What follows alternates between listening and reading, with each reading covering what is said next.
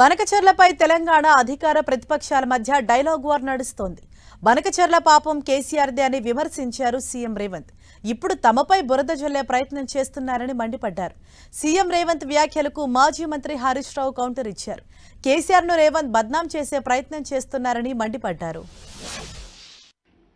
మొట్టమొదటిసారి గోదావరి నది మీద 3000 టీఎంసీలు సముద్రంలో కలుస్తున్నాయని పెద్దలు చంద్రశేఖరరావు గారు అపెక్స్ కౌన్సిల్ మీటింగ్లో మొట్టమొదట ప్రస్తావించారు. అంటే ఇది కనిపెట్టింది 3000 టీఎంసీలు సముద్రంలో కలుస్తున్నాయని మొట్టమొదట కేంద్ర ప్రభుత్వం నిర్వహించిన అపెక్స్ కౌన్సిల్ మీటింగ్లో 3000 టీఎంసీలు సముద్రంలో కలుస్తున్నాయని కనిపెట్టింది చంద్రశేఖరరావు గారు. కేసీఆర్ను బదనాం చేయాలి, చంద్రబాబు మెప్పు పొందాలి అని నిన్నటి రేవంత్ రెడ్డి గారు మీటింగ్ పెట్టినట్లుగా కనబడతా ఉంది. ఇన్ఫ్యాక్ట్ నువ్వు నిన్న చేసిన ప్రయత్నం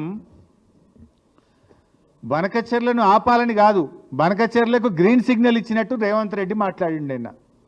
నేను చెప్తా, ఆధారాలతో సహా చెప్తా.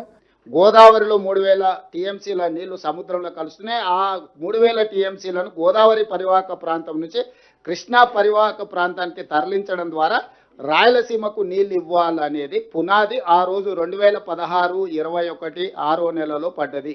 ఇది మీటింగ్ మినిట్స్ రికార్డ్ అధికారికంగా. ఈ మీటింగ్ హరీష్ రావు గారికి తెలియదనడానికి వీల్లేదు. హరీష్ రావు గారు మంత్రిగా ఈ సమావేశంలో వారు కూడా పాల్గొన్నారు. కాబట్టి ఈ మీటింగ్ మినిట్స్ హరీష్ రావు గారికి నేను పంపిస్తాను. నువ్వు నిన్న మీటింగ్ పెట్టింది ఆపనీకా, కట్టుకోమని చెప్పనీకా? ఏమైనా సోయి ఉండి మాట్లాడుతున్నావా, అకల్ నుండి మాట్లాడుతున్నావా, అకల్ కోల్పోయి మాట్లాడుతున్నావా? నువ్వు ఈరోజు మీ పవర్ పాయింట్ ప్రజెంటేషన్లో మీ ఇంజనీరే చెప్పిండు. ఆ సుబ్రహ్మణ్య ప్రసాద్ చెప్పినాకనే సోయి రావాలి కదా.